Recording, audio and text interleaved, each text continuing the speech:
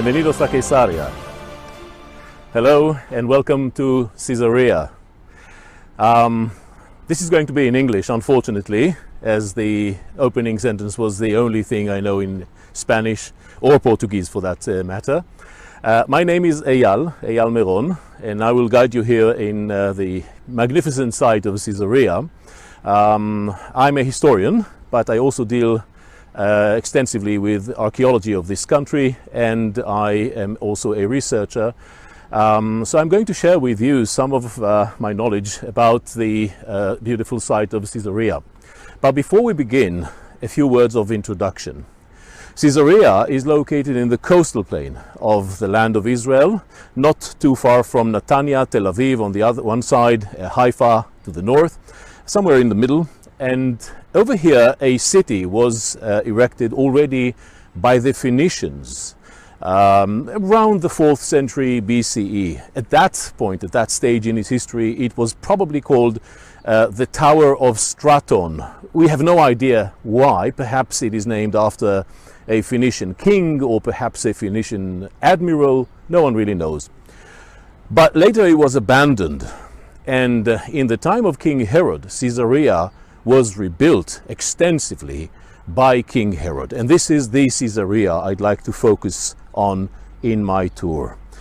Mind you, after the land of Israel was taken by the Romans and the temple was destroyed in the year 70 AD, this site remained a center of administration for the Roman regime until the end of the Byzantine era.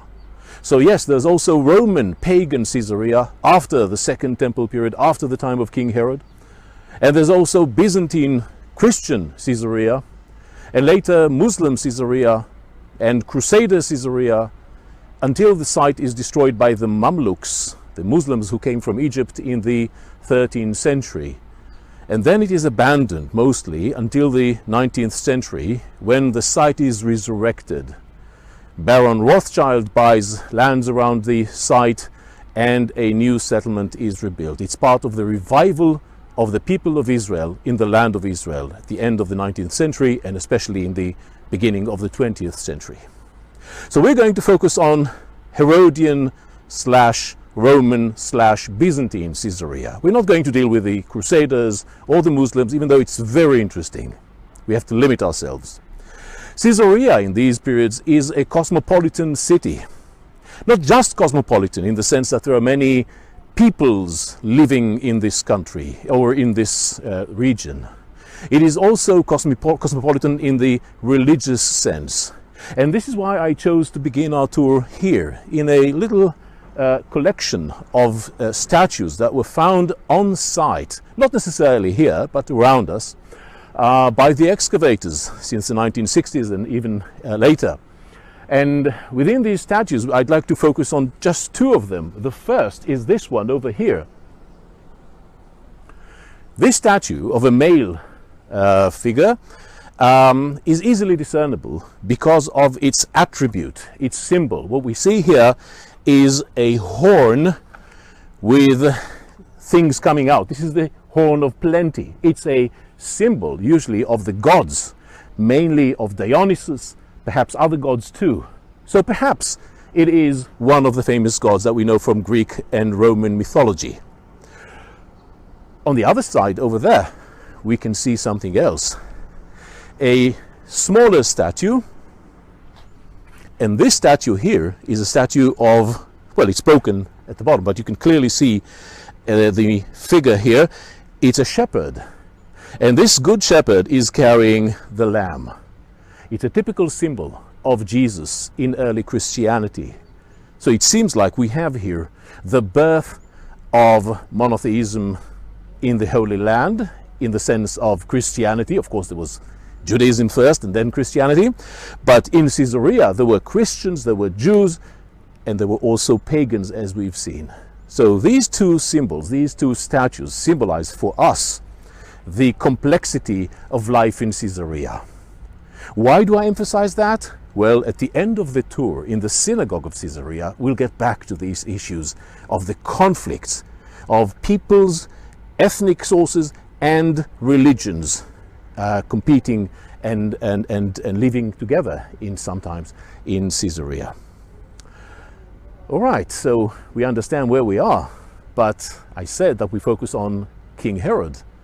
What do we know about King Herod's Caesarea? What do the ancient sources tell us about it? Let's find a nice spot in the shade and talk about King Herod's Caesarea.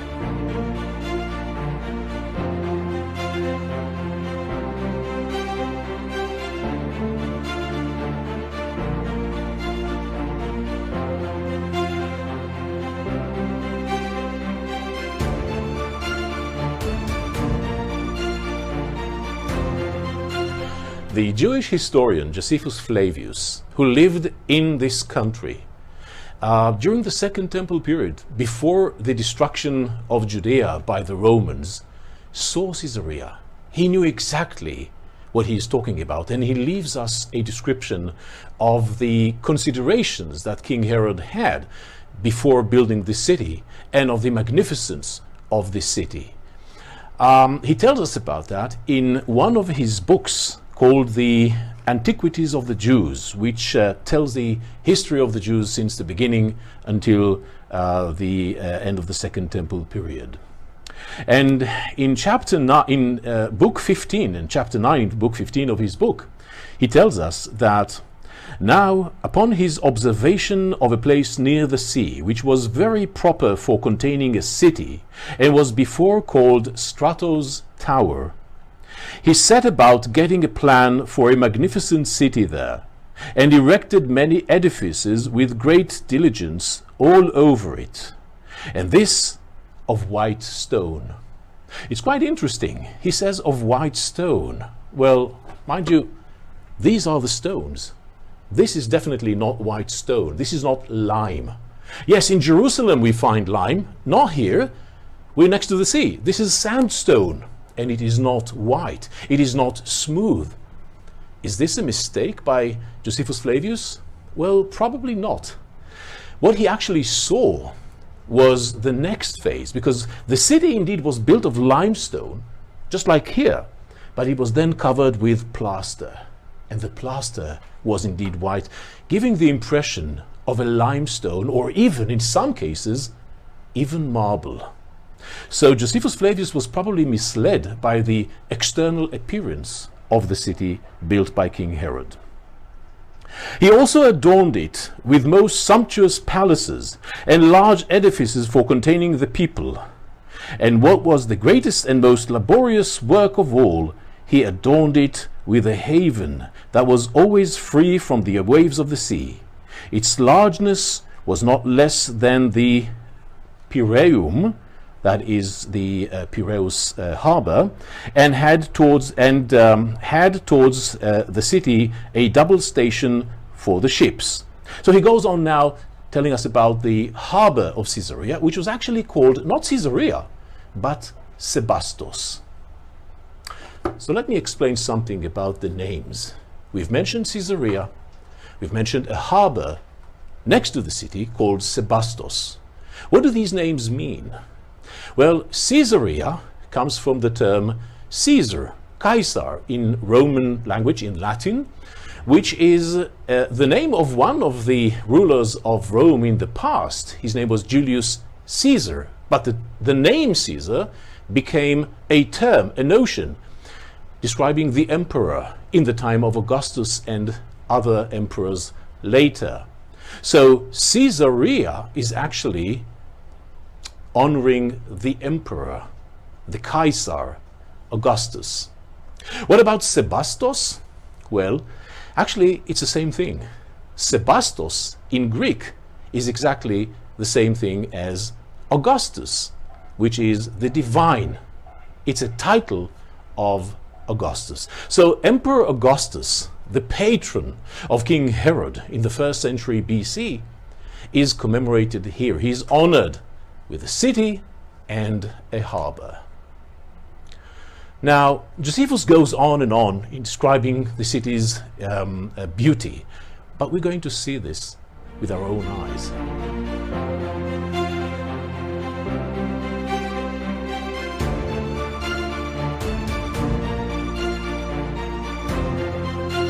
Okay, we've heard what Josephus Flavius, the Jewish historian of the Second Temple period, has to say about the founding of Caesarea.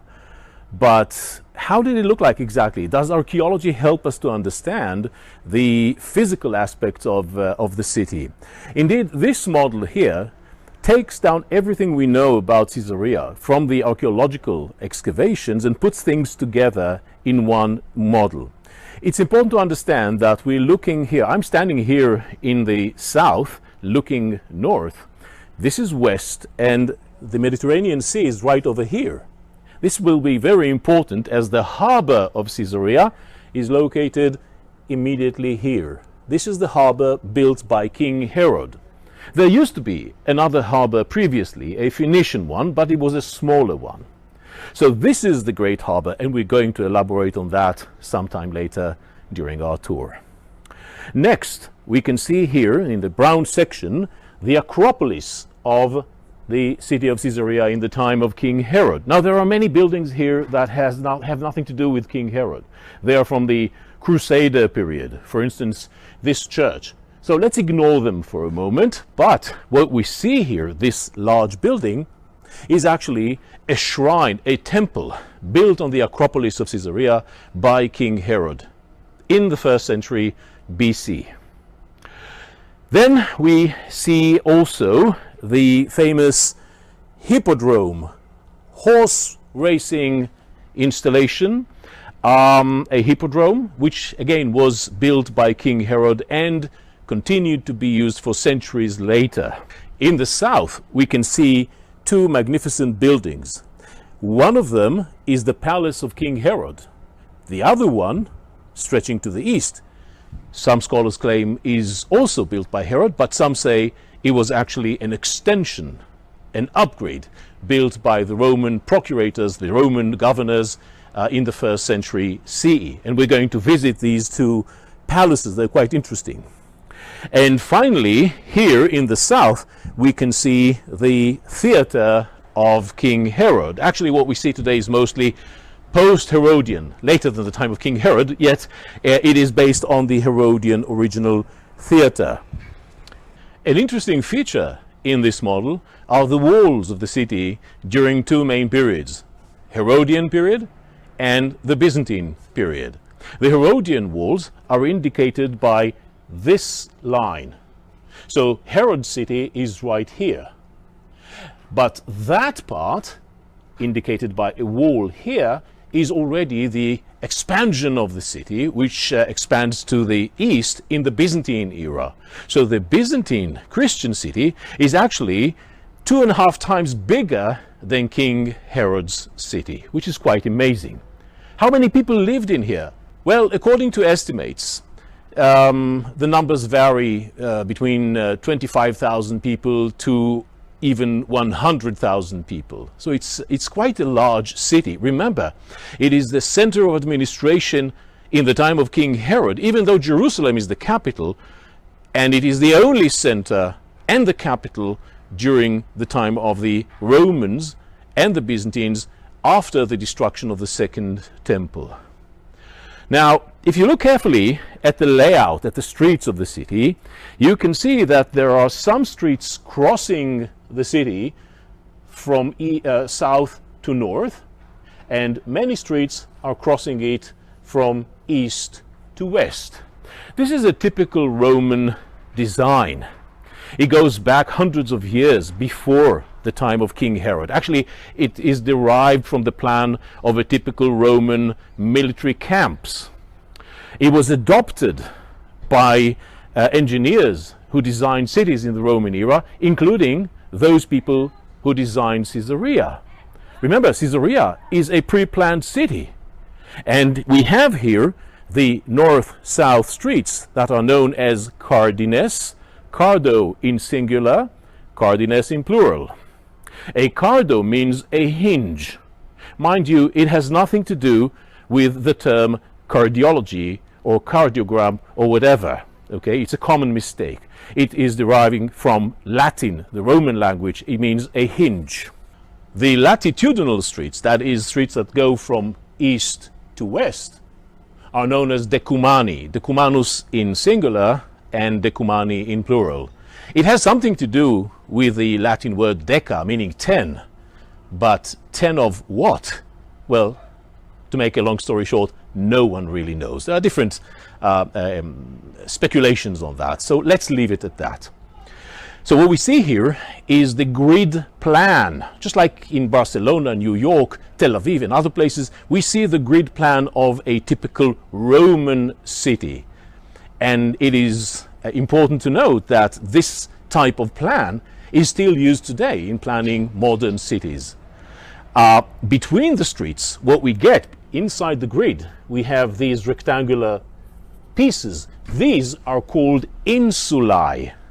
Insulae are just like little islands, groups of buildings surrounding a courtyard in the middle. Sometimes they don't, but this is again a typical Roman style. So what we see here is King Herod's vision. He is a Jewish king, yet what we see here has nothing to do with Judaism. It has everything to do with the Roman culture. He sees himself as a Roman ruler. Now that we have the basic idea about the history of the city, its construction by King Herod, its physical appearance, let's go and investigate some parts of the city. Let's start with the famous Herodian theater of Caesarea.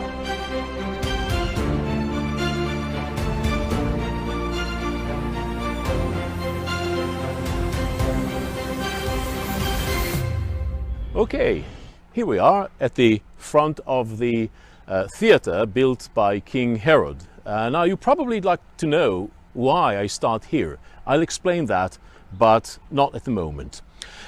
It's important to note that I'm actually already inside the theater.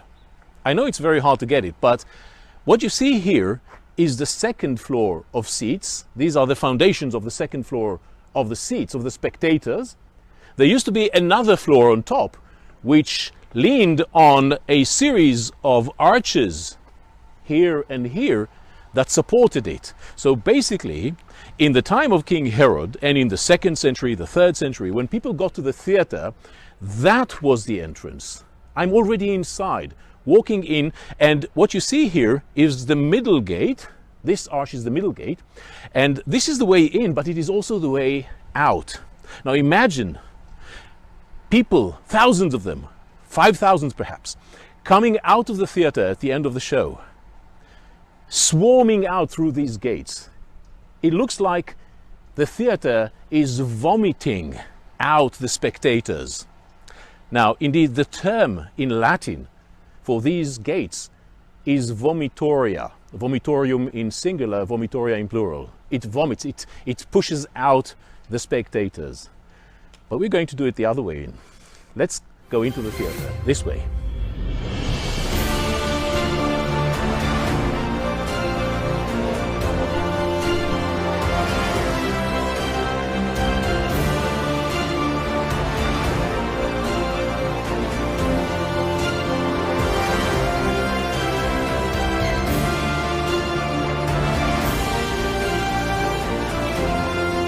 Well, look at this magnificent theater. Isn't it beautiful? It's one of the best preserved in the country. Well, parts are reconstructed though, but it is indeed one of the best preserved, and it's made of stone. Mind you, Greek theaters in Greece were already built in stone, but Roman theaters in the 1st century BCE were built of wood. So this is also one of the earliest stone theaters in the Roman world, which is quite amazing, built by the Jewish king Herod here in Caesarea. Why did I bring you here? I said that there's something important about this theater which goes beyond its preservation, and it has to do with the symbolic issue. The theater faces the sea. Now, you can imagine people sitting on these seats, looking at the magnificent sight of the sea, hearing the seagulls, enjoying the breeze, right? It's very tempting to look at things this way. However, that was definitely not the case. How do I know that? Well, from better preserved theatres, such as in France, for instance, we know that every Roman theatre had a wall which was 20-25 meters high, right where the modern black wall is positioned now. But it was much higher than this one, maybe 3 times higher. It blocked the view.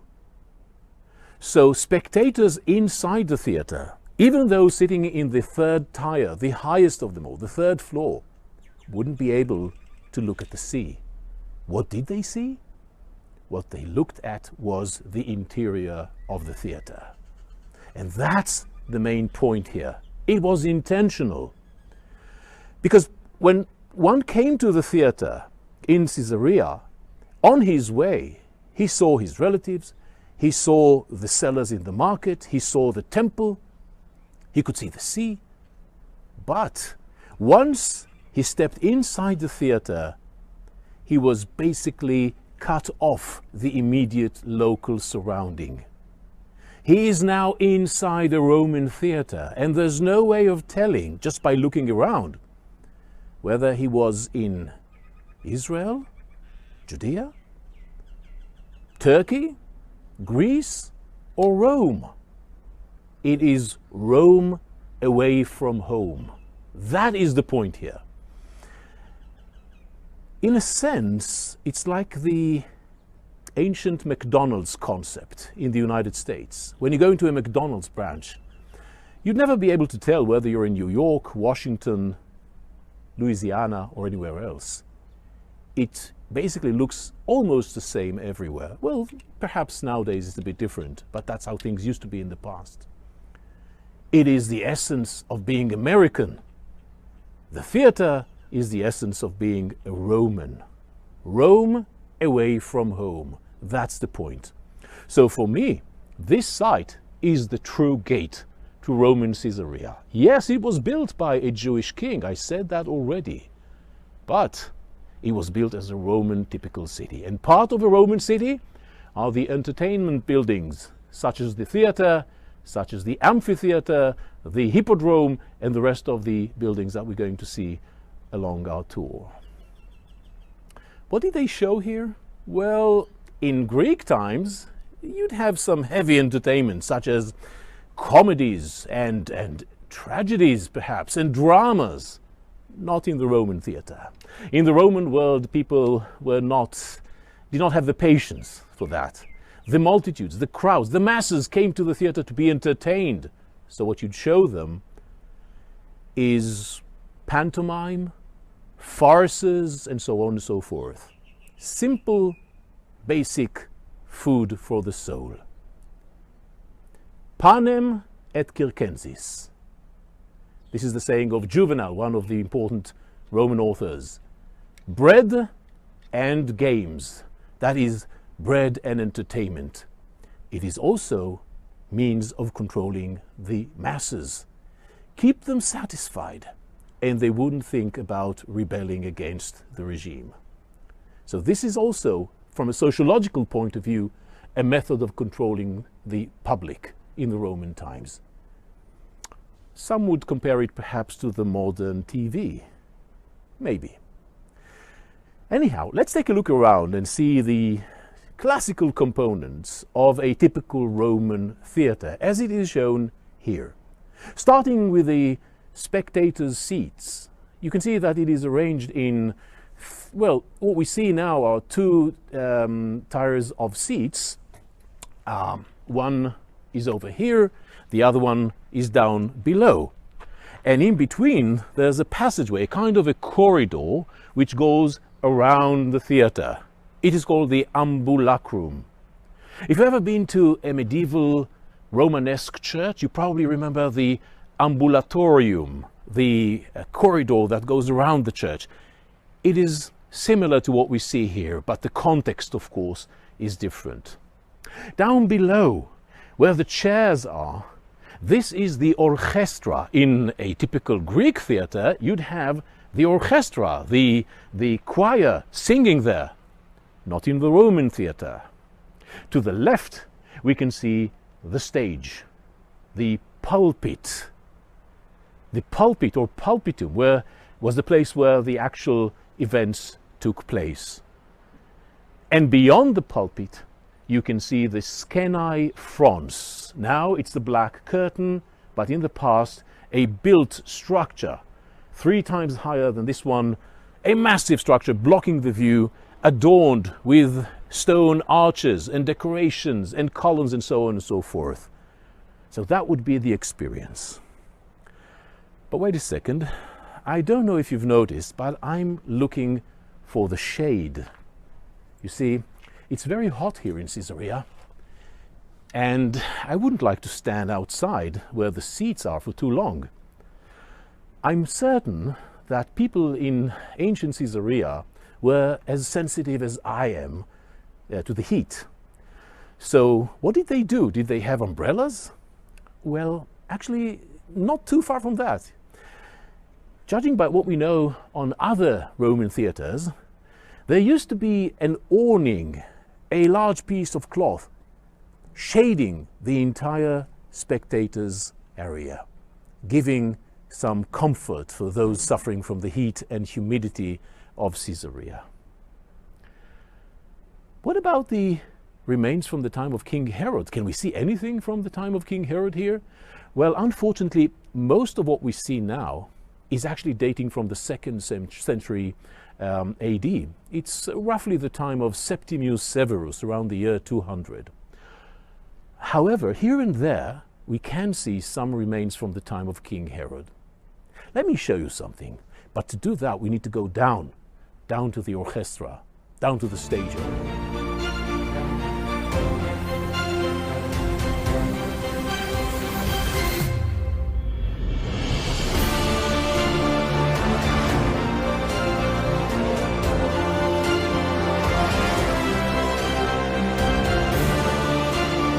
So some of the seats are from the Herodian period, that's the lower courses.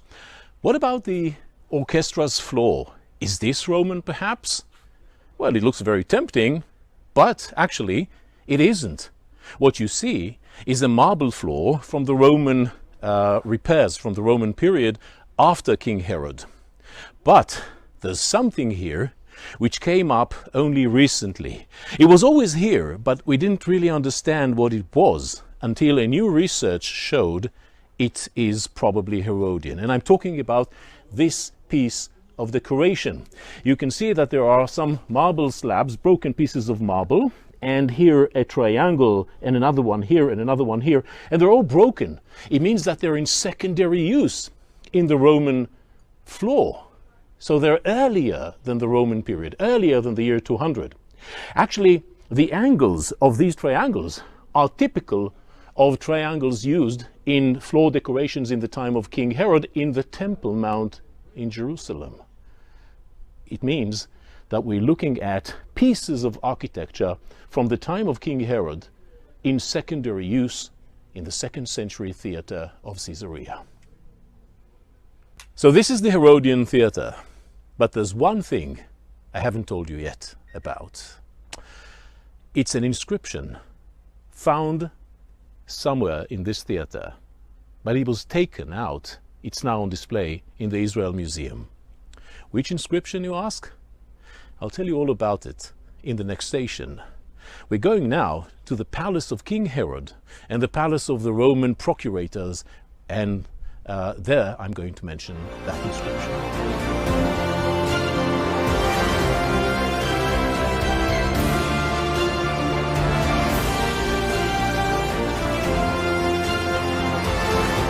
King Herod the Great is the great spender.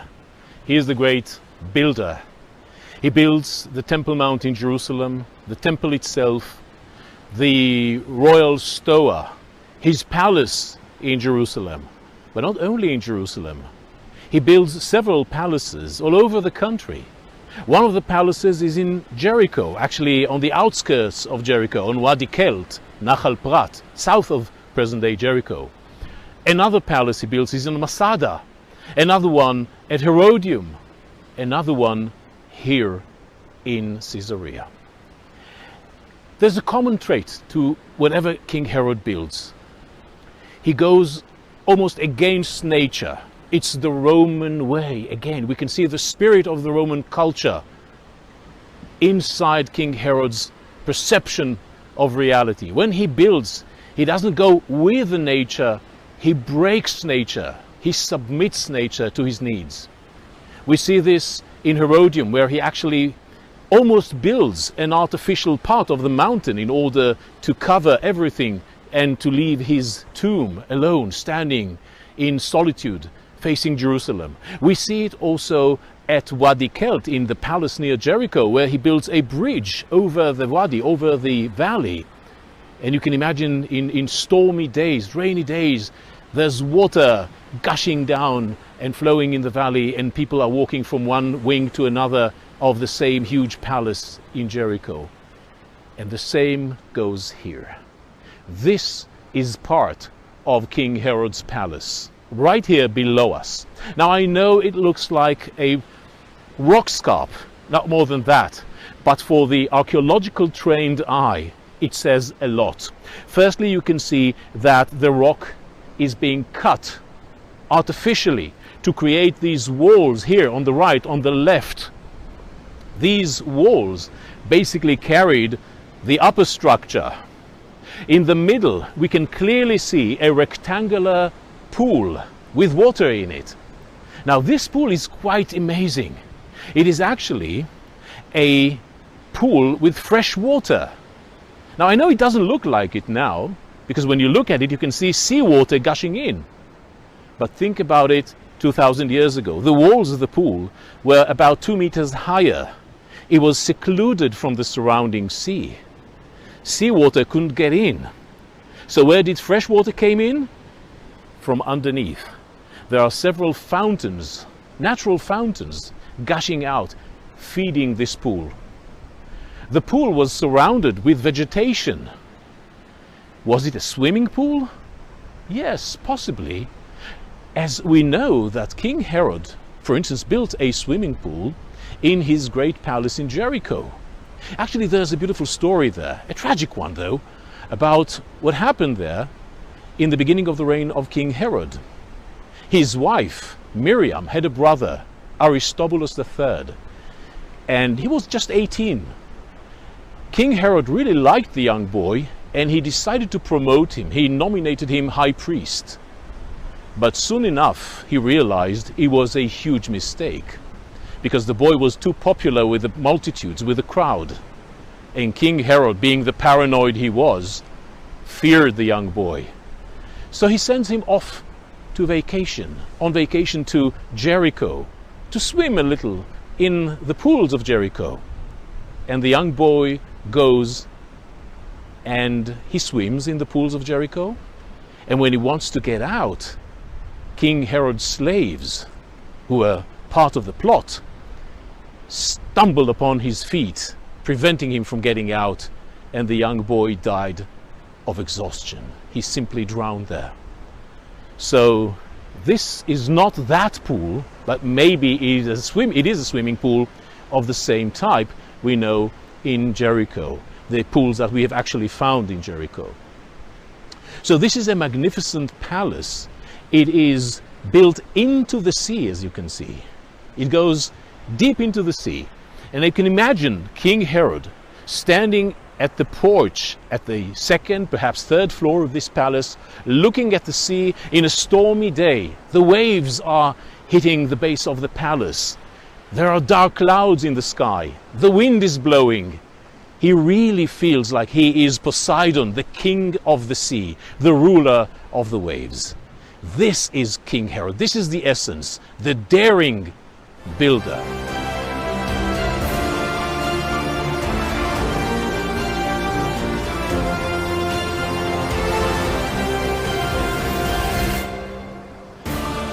The magnificent palace of King Herod is down below. But if so, what is this?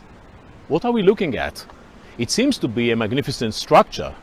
You can see that there's a row of pillars going on here, another row of pillars at the far end, another one here to the left, and there was another one on the right.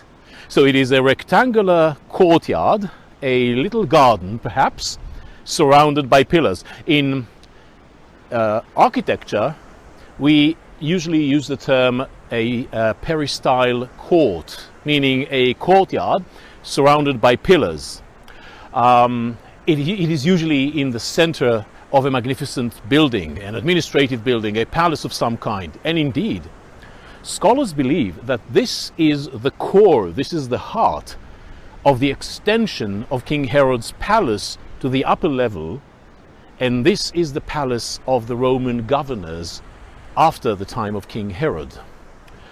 If so, this is the residential area and basically the control of the entire region of Judea after the time of Herod and his successors. It is the praetorium. A praetorium is the center of command of the Roman regime in a province such as Judea. So if this is the place where the praetor or the Roman governor lived, where exactly did he perform his official duties? Let me take you there, because we think we've managed to identify it. Follow me.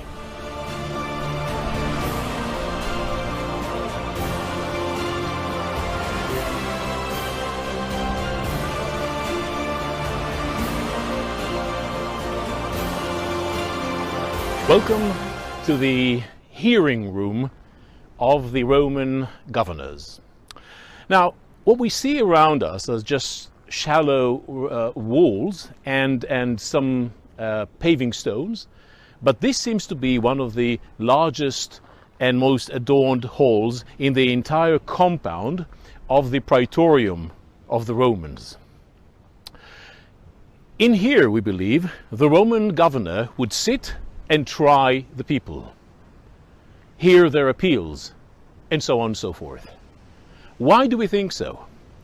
Because of one thing we've discovered here, which is very unique, and unfortunately you can't see it at the moment. It's right underneath this section of the hall. It's a row of pillars carrying the floor. They're not too high, about that height, but they're carrying the floor, so there's a space under the floor. We immediately recognize this space as an infrastructure, as the underground heating system of this room. It is unique because no other room in this palace had this unique feature. And if we believe that the governor spent most of his time here ruling, he would need a heating system during the winter. It's very cold here in the winter, and the breeze coming from the sea makes it even worse. So the heating system leads us to believe that around here the governor would be sitting trying the people. And if so, perhaps we can link this fact to something we read in the New Testament. In the book of Acts, chapter 24, we hear about a certain man whose name is Shaul. He was a Jew who became a believer in Jesus, and then his name changed from Shaul to Paul. This is Saint Paul. Saint Paul preaches in Jerusalem, and then he's arrested by the Roman soldiers and then brought to Caesarea to be tried by the Roman governor. And it says in chapter 24, verse 31, "So the soldiers, carrying out their orders, took Paul with them during the night and brought him as far as Antipatris. The next day they let the cavalry go on with him while they returned to the barracks.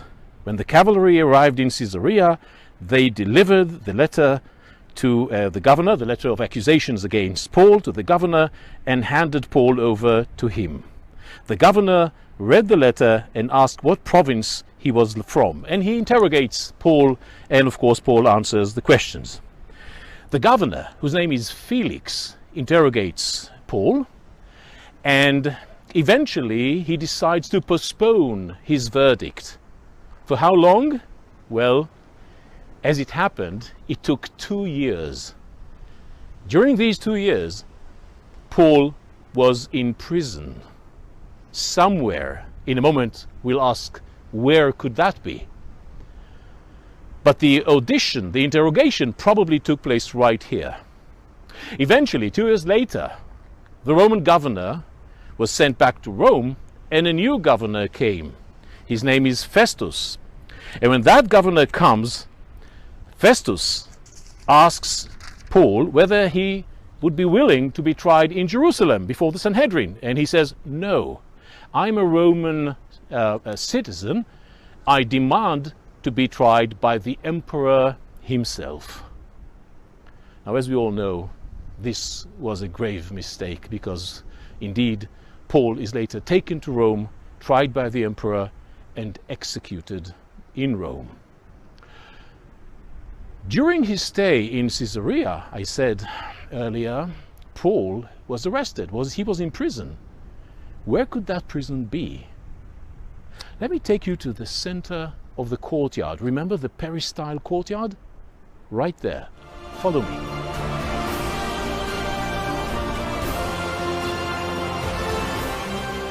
Today, this is a flourishing, beautiful garden, so pleasant to walk around.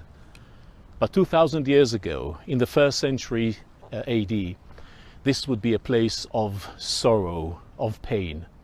Because right underneath us are the remains of a large room. It's now entirely covered. You can't see any of it. But it has only an entrance from above. Scholars believe that this may have been the prison inside the palace.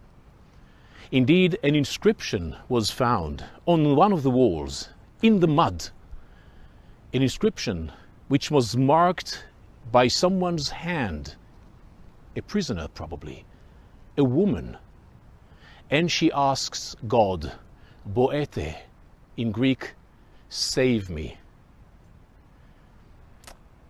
This may have been the place where Paul was imprisoned. And if so, we do know that when Paul was in prison, he wrote several of his epistles included in the New Testament. These are called the prison epistles. Most scholars assumed that these epistles were written during his imprisonment in Rome. But maybe we got it wrong. Maybe they were actually composed here in Caesarea, right under our feet. Paul wasn't the only one executed in, or tried in Caesarea and later executed. Many, many years later, in the 2nd century, after the failure of the Bar Kokhba revolt against the Romans, a certain Jewish rabbi, one of the leaders of the revolt, his name was Rabbi Akiva, he was imprisoned by the Romans. He was also tried in Caesarea. Where? Well, we may assume it happened just over there, just as in the case of Paul. And he was sentenced to death. When he died, he was buried, but no one knows precisely where. According to one tradition, which is very odd, he was actually buried at the Tetrapylon of Caesarea. Now, the Tetrapylon is the intersection between the main Cardo and the main Decumanus. Is that possible at all? I doubt it. But there are other traditions too. It goes beyond our interest here, but these are the two main figures imprisoned and one of them actually executed here in Caesarea. But the great surprise still awaits for us. Over there is a copy of an inscription that was once found in the theater. Remember? I mentioned that inscription. Let's see what it says.